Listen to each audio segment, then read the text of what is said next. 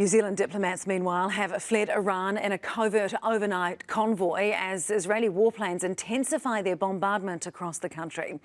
The 76 New Zealanders still registered in Iran are now potentially stranded in one of the world's most dangerous conflict zones. And what's clear now is just how easily Israel is operating over Iranian skies. Senior reporter Juliet Speedy has the story. Israeli fighter planes heading into Iran, whose beleaguered air defences are no match. For most people in Iran, there are no warnings, no sirens. Israel is now able to launch massive strikes right across the country at will. It says it's targeting Iran's nuclear missile facilities, but it's also leaving the population terrified. Thousands are still trying to flee. The New Zealand embassy in Tehran shut down overnight, staff and families covertly making the painfully slow journey to and through the border. We saw the opportunity to join others who were leaving at that very same time, and you might call a multinational foreign affairs convoy. So we jumped on board with them, and the difficult thing was waiting all through the night to find out at and about 4:15 this morning that they'd got through. But Peters says the 71 New Zealand citizens registered there could have a much tougher job finding their way out. We were saying months ago, don't be there. And then we said lately, get out of there. And here we got no planes, no trains, no buses, and no fuel. It's very, very difficult.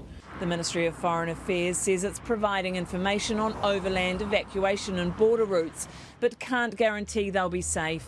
This includes advice to New Zealanders in Iran on border crossings into Azerbaijan and how MFAT will support New Zealanders to receive travel authorisation from Azerbaijan authorities for this. Consular partners are considering evacuation flights once airspace opens again. We are closely coordinating with Australia and are in discussions with them and others about their plans and how we can assist each other. MFAT is also approaching regional airlines for information on possible commercial options once airspace reopens. So we're giving them advice with two local organisations set up very close to the border at a local level, but we're giving them advice, but case by case. Because the cases are all different.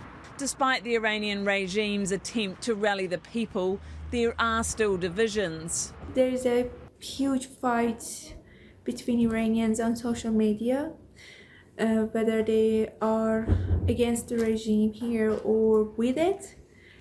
And so many people think that even they are against the regime, they have to support it because of the situation. 87 Kiwis are registered in Israel, but in Israel civilians are not fleeing, they're coming home. The airspace has reopened, allowing the first plane load of Israelis to arrive at Ben Gurion Airport in Tel Aviv since the war began. Good morning, Captain. How are you feeling? It is good to bring the passengers safely back home, he replied. The number of missiles that Iran is sending to Israel has been shrinking, improving the chances of success for Israel's Iron Dome defence system. The Iranians predicted that this barrage would be a surprise the world will remember for centuries. But given there were no casualties and little damage, Israel has forgotten about it already.